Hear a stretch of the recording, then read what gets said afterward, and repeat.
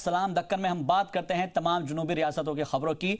बात अगर की जाए यहां पर वज़ीर-ए-आज़म नरेंद्र मोदी की और शी जिनपिंग की, तो दुनिया की दो अजीम ताकतें आज तमिलनाडु के महाबलीपुरम में एक साथ नजर आई। हालांकि यह सिलसिला लगातार 2 दिन तक जारी रहने वाला है। इस दौरान पूरी दुनिया की नजर इस मुलाकात पर बनी रहेगी। इससे पहले चीन के सदर शी जिनपिंग 2 दिन के हिंदुस्तान दौरे पर चेन्नई पहुंचे, जहां चेन्नई एयरपोर्ट पर चीनी सदर शी जिनपिंग का इस्तकबाल तमिलनाडु के गवर्नर बनवारी लाल पुरोहित, सीएम के पलानीसामी ने किया। और शी जिनपिंग के इस्तकबाल में फनकारों ने केरल के मशहूर रिवायती डांस चेंदा मेलम को पेश किया। कुछ देर आराम करने के बाद शी जिनपिंग चेन्नई महाबलीपुरम चले गए और जहां पर दोनों लीडरान के बीच मुलाकात हुई।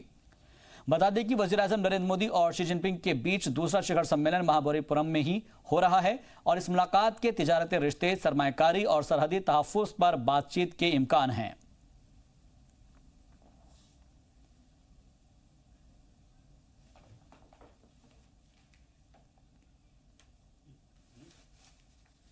तो तस्वीरें आप देख रहे हैं जहां पर दो बड़ी ताकत या यूं कहे कि दो बड़ी शख्सियत मौजूद हैं और वज़ीर-ए-आज़म नरेंद्र मोदी के साथ में शी जिनपिंग।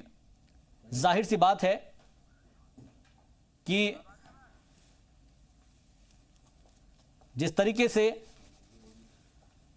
पूरी दुनिया की नजर है और इस मुलाकात के अलग अलग मायने भी निकाले जाएंगे।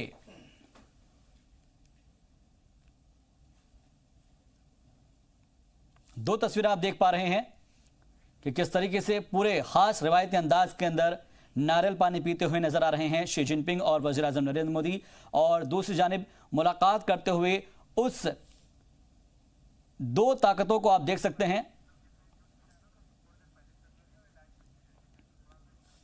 और अब से थोड़ी देर पहले जो तस्वीरें थी वो ये हैं कि जहां पर वो नारियल पानी पीते हुए नजर आए हैं, और एक तस्वीरें जो सीधी मिल रही है महाबलीपुरम से। दुनिया की दो अजीम ताकतें जब मिलती है तो पूरी दुनिया की नजर इस पर होती है। और देखिएगा किस तरीके से हिंदुस्तान की तरफ से जो मेहमान नवाजी होती है उसको दुनिया देख रही है। खुद हिंदुस्तान के वज़ीर-ए-आज़म बैठे हुए हैं और साथ ही सदर शी जिनपिंग है जो चीन के सदर हैं, और मुलाकात हो रही है। एक साथ ही साथ रवायती अंदाज भी है। वज़ीर-ए-आज़म नरेंद्र मोदी को शायद ही आपने पहले इस तरीके की पोशाक में देखा होगा, जहां पर जो ये पोशाक है वो वाकई में वहां की रिवायत को दिखाती है। और अब चूंकि मामला है कि इन्वेस्टमेंट को लेकर क्या कुछ बातचीत हो सकती है, इसके अलावा जो चाइना और पाक कॉरिडोर बन रहा है उसको लेकर क्या कुछ बात हो सकती है, और साथ ही क्योंकि जब बैनुल अक़वामी सतह पर बातचीत की गई थी पाकिस्तान की दहशतगर्दी की, तो हिमायत चीन की तरफ से की गई थी, और कश्मीर के मुद्दे हो उसमें भी कहीं ना कहीं पाकिस्तान की हिमायत की गई थी चाइना की तरफ से। क्या इन मुद्दों को लेकर बातचीत हो पाएगी, ये देखना दिलचस्प होगा। लेकिन फिलहाल ये मुलाकात बहुत अहम है और इस मुलाकात के मायने पूरी दुनिया पर पड़ने वाले हैं, क्योंकि हिंदुस्तान का जो बाजार है वो चाइना को मालूम है, और यही वजह है कि यहां पर इन्वेस्ट के लिए चीन नजरें गड़ाए हुए हैं। मगर अब देखना अहम होगा कि इस मुलाकात के अंदर कौन कौन से जो बातचीत है वो निकलकर सामने आएगी। बेहद खूबसूरत नज़ारा इस वक्त महाबलीपुरम का आप देख पा रहे हैं, और ये नज़ारा अब से 2 दिनों तक ऐसे ही देखने को मिलता रहेगा, जहां पर वज़ीर-ए-आज़म नरेंद्र मोदी के साथ चीन के सदर रहेंगे शी जिनपिंग, क्योंकि अलग अलग मुद्दों पर बातचीत होना लाजमी है। और जब खुद शी जिनपिंग पहुंचे हुए हो तो जाहिर सी बात है कि क्या और कौन कौन से मुद्दे होंगे जिन पर बातचीत होगी। फिलहाल हिंदुस्तान की खूबसूरती को दिखाते हुए कि हिंदुस्तान में अलग अलग रियासतों में, अलग अलग सूबों में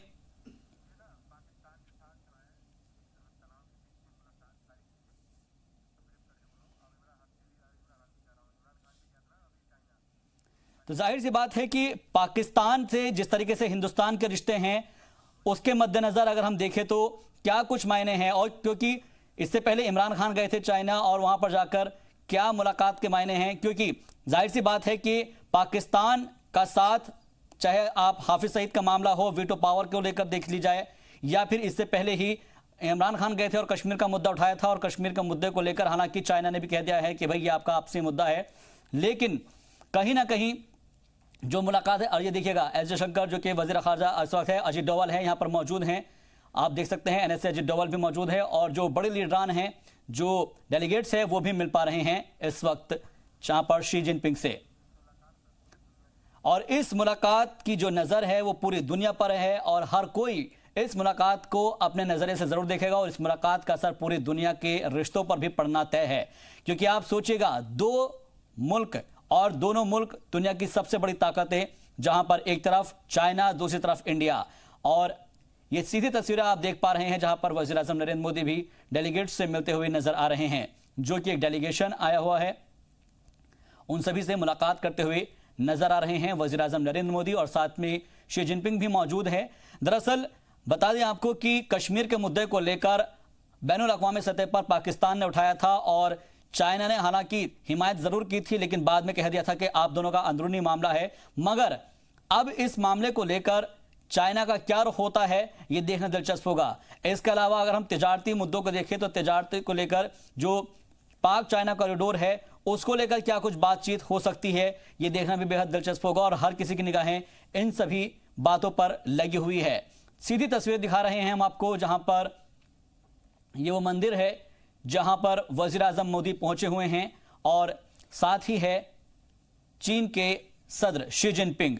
ये मुलाकात अपने आप में काफ़ी अहम इसलिए हो जाती है कि दुनिया का हर मुल्क इस बात को देखने की और समझने की कोशिश कर रहा है कि आखिर ये दोनों ही ममालिक का अगला आने वाले सालों के लिए एजेंडा क्या होगा, कौन कौन से जो मुद्दे हैं जिनके ऊपर ये बात रखेंगे, क्या इनके एजेंडा होंगे, ये तमाम चीज़ें हैं। लेकिन इन सब के बीच कश्मीर मुद्दे को लेकर जिस तरीके से पाकिस्तान ने बैनुल अक़वामी सतह पर उठाया था, उसके बाद चाइना ने बीच में मुदाखलत की थी। हालांकि हिंदुस्तान की जानिब से पहले ही कह दिया गया था कि हमारा अपना अंदरूनी मामला है, और फिर उसके बाद पाकिस्तान को चीन की तरफ से भी कह दिया गया था कि यह आपका अंदरूनी मामला है, पाकिस्तान और हिंदुस्तान मिलकर इस बात मसले को सुलझाए। तो पाकिस्तान की कहीं दाल नहीं गली है, हालांकि इमरान खान ने बहुत कोशिशें की है, लेकिन अब इस मुद्दे को लेकर क्या कुछ कहा जाएगा ये देखना भी बेहद अहम होगा। तो हर किसी की निगाहें अलग अलग मुद्दों को लेकर लगी हुई है इस मुलाकात पर, और जब मुलाकात होगी उसमें क्या बातचीत होगी। और साथ ही अगर हम बात करें बिजनेस की, कारोबार की, तो कारोबार के मद्देनजर चाइना किस तरीके से सोचता है हिंदुस्तान के अंदर, क्योंकि कितना बड़ा बाजार है, ज़्यादातर चीज़ें जो है वो चाइना से इंपोर्ट होती है, और इस लिहाज से भी इस मुलाकात को काफ़ी अहम माना जाए। एक और अहम मुद्दा है कि पाक और चाइना का कॉरिडोर है, और जो वो कॉरिडोर होकर गुजरता है वो कश्मीर से होकर गुजरता है, और कश्मीर क्योंकि जाहिर सी बात है कि हिंदुस्तान का हिस्सा है, तो उसमें कहीं ना कहीं हिंदुस्तान की भी जो रजामंदी है वो होनी चाहिए।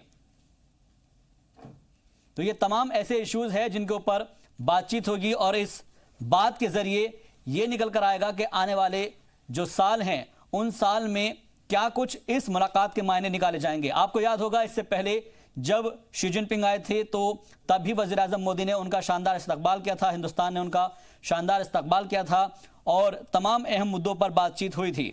लेकिन अब क्योंकि विजन कुछ और है, मिशन कुछ और है, और उस लिहाज से क्या कुछ अहम मुद्दे हो सकते हैं ये देखना दिलचस्प होगा।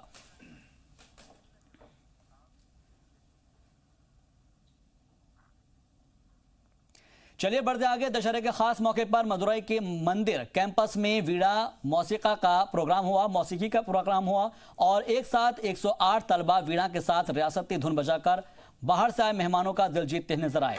इस मौके पर खास तौर से बाहर से आए हुए वीणा के जानकारों ने साज के फन की जानकारी दी। तकरीब में पहुंचे गैर मुल्की मेहमानों ने इसे बेहतरीन लम्हा करार दिया। उन्होंने हिंदुस्तानी सकाफत की तारीफ करते हुए सभी को यहां पर पहुंचने की दावत दी।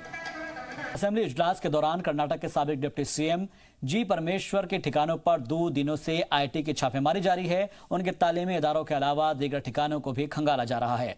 जराये के मुताबिक दर्जनों ठिकानों की तलाश के दौरान 5 करोड़ रुपए मिलने की खबर है और 300 से ज्यादा अफसरान रियासती कांग्रेस के 2 अहम लीडरान से जुड़े ठिकानों को खंगाल रहे हैं।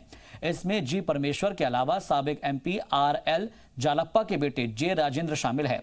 IIT कार्रवाई को लेकर कांग्रेस लीडरान इसे डराने की सियासत बता रहे हैं। पार्टी MLA हारिस ने कहा है कि छापेमारी गलत नहीं है, लेकिन सिर्फ अपोजिशन पर ही क्यों हो रही है और अपोजिशन ही निशाने पर क्यों है। हालांकि बीजेपी से बदनवानी के खिलाफ IIT की कार्रवाई मान रही है। तेलंगाना रोड ट्रांसपोर्ट कॉरपोरेशन मुलाजिमों की हड़ताल जारी है। सीएम चंद्रशेखर राव के सख्त फैसले के खिलाफ मजदूर यूनियन ने हुकूमत के खिलाफ महाज खोल दिया है। आज छठे दिन रियासत के तमाम अपोजिशन लीडरान ने हुकूमत के खिलाफ एक साथ वो नजर आए तो अगले दिन बीजेपी वफद ने रियासती गवर्नर से मुलाकात कर मुलाजिमों का दर्द सुना। जहां पर हैदराबाद में हुई ऑल पार्टी मीटिंग के दौरान RTC मुलाजिमों की हर लड़ाई लड़ने का ऐलान किया गया। रियासत की कांग्रेस और बीजेपी, CPI और TDP लीडरान भी मुलाजिमों की हिमायत में खड़े नजर आए। उनका कहना है कि यह तानाशाही है जिसे बर्दाश्त नहीं किया जाएगा। वाज़ेह रहे कि तकरीबन 50,000 रोडवेज मुजाहिरीन रियासती रोड ट्रांसपोर्ट कॉरपोरेशन को रियासती हुकूमत के मर्जर करने की मांग कर रहे हैं, लेकिन हुकूमत उनके मुतालबे को खारिज करते हुए उन्हें सस्पेंड कर रही है, जिसके बाद से वे गैर मुद्दती हड़ताल पर हैं। उधर हैदराबाद यूथ असेंबली के तहत अवामी खदमात तकरीब का इनेकाद किया गया, जहां पर तकरीब में additional commissioner of traffic police को खासतौर पर शामिल होने को कहा गया। वहां पर वो शामिल भी हुए। वुमेन एम्पावरमेंट के साथ साथ गरीब बच्चों की तालीम को बेहतर करने पर जोर दिया गया। ऐसे खदमात के लिए तंजीम तकरीबन 900 मकामात पर काम कर रही है, जिससे तकरीबन 2 लाख लोगों को फायदा हो रहा है। और फिलहाल सलाम दक्कन में बस इतना ही। दीजिए इजाजत।